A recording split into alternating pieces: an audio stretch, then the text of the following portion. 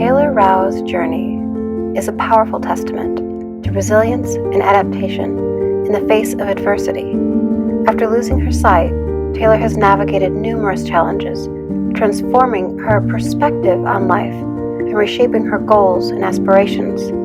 Through the use of innovative technologies and tools, she continues to thrive, advocating for greater accessibility and social inclusion for individuals with disabilities. Thank you so much, Taylor Rao, for joining me here on AwareNow to share the space and to share your story. Thank you so much. Thank you for having me. Absolutely. So let's start this way. Could you share the story of how you lost your sight and your journey of adapting to your loss of sight, including any challenges you faced and how you overcame them? Yeah, so I always struggled with a little bit of vision loss. My left eye was born since birth. However, that was all that they knew, was that I had a nystagmus. They weren't sure what else was causing that, but they didn't think it would progress. During the summer, late spring of 2021, I was working in the medical field still, and I started noticing my right eye was going. I wasn't able to read like blood pressure charts or do vital signs correctly, so I had to leave the field. Now, it was very rapid that particular summer, where every few days, maybe I could go a week without, I'd wake up and the vision would be blurrier, or my peripheral vision would sort of cave in a little bit more. And that would just be the norm. So for me, the right eye, it was very rapid.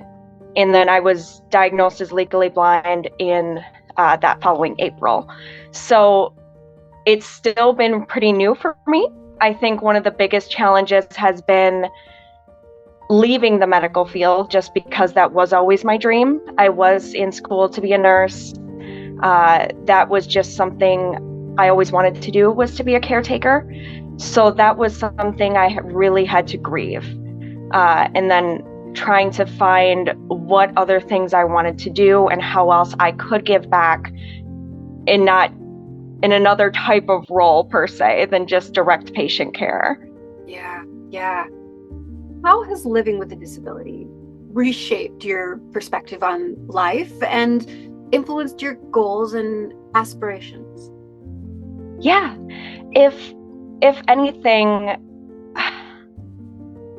I would say, and more recently now, speaking with my husband, just saying, I feel like this has opened not only a lot of doors for me to educate people, but to help other people that are going through the same thing. I've made some great connections, been able to get other people involved in services that they should be getting, but didn't know that they were there. So, in not only just thinking about things that are not accessible for the blind or visually impaired, I'm constantly, I go over a sidewalk and I'm like, someone with a wheelchair or a mobility aid can't get over this sidewalk. And you start to think about every other disability in different ways that certain things aren't accessible. So in a way, I think it opened my eyes a lot, because back then, years ago, hard to think about, but my mindset probably was not that, probably not close. And most people's isn't, because they don't deal with it every day. So I feel like it has made me more aware of other people, and I feel like more considerate in a way of like what they may need that's a little different. And that is one thing that I really do enjoy. So with the loss, that was certainly a win that came. Yeah. Can you describe some of the technologies or tools that have been particularly helpful for you in navigating daily tasks and activities? Yes. One thing I will say, through my years of trying to get it, I finally got the OrCam My Eye.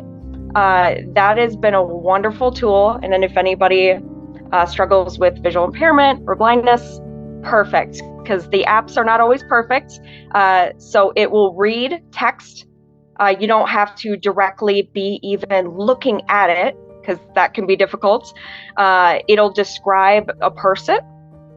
So you can program it to be like, this is my husband, Joe, or my colleague. It'll describe what a building looks like, different things like that. If the table's in front of you. Another favorite of mine is a specific cane tip. It's called the OmniSense. And I don't have it with me because it's getting repaired, but it is essentially 2 wheels that roll both ways. So anybody with like Michigan sidewalks or will understand the pain of that getting caught on a crack and getting jabbed in the stomach. That'll roll over everything. So that is a cane tip of mine that I always love showing people. A cane accessory of choice, yes? Oh yeah. You have a little wardrobe for your cane for the different seasons. Right. Well, and in Michigan especially, this is very important. Oh yeah. So let's talk about society. In what ways do you feel society can better support individuals with disabilities like yours, both in terms of accessibility and also in social inclusion? Yeah, one thing in particular, specifically the social aspect, I will say, just on top of this, was the most difficult, because on day-to-day life, I forget that I'm technically legally blind. I forget that I'm disabled all the time. It's just who I am. It's how I live. But when I reach accessibility issues in society, that's when I'm just heavily reminded that I am disabled and the world is not built for me and others like me. I think one big thing we need to get over is the awkwardness of even just talking about it. The most helpful someone has ever been in a customer service role or a doctor or something like that has just been to ask, what can I provide? What can I do to make this experience easier for you? Just little things like that, not expecting that I'm going to bring a caretaker to help me to fill out paperwork. I mean, that even happens at family events. You know, there'll be a game that I can't particularly play. So I think just being okay asking those questions, but also have the courage to look it up yourself as well and educate yourself. We need to stop ignoring it. People think that if we just ignore it, it'll go away. And in a weird way, a lot of people in the disabled community almost have that mentality of keep your head down, just put up with it. And I don't want that to be the experience for the next generation. Nothing is solved by ignoring. Exactly. We need to have those awkward conversations. Yeah. You may stumble and say something that you think, put your foot in your mouth, and that's going to happen. Yeah. Well, and that's such a great point. And to say that's okay. It's okay to get it wrong. Because I tell people all the time, I love to educate. I am giving you the open window now that we know each other. Ask me questions. I'm not going to get offended. Yeah. Despite the obstacles that you've encountered, this would be the last question I have for you today. And I think you already answered it a bit, but what are some of the most fulfilling experiences or achievements you've had since losing your sight?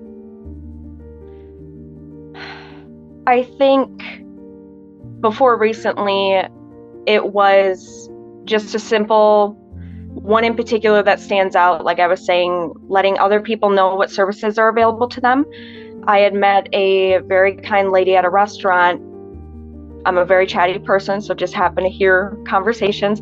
And her husband has been struggling with severe visual impairment for several years.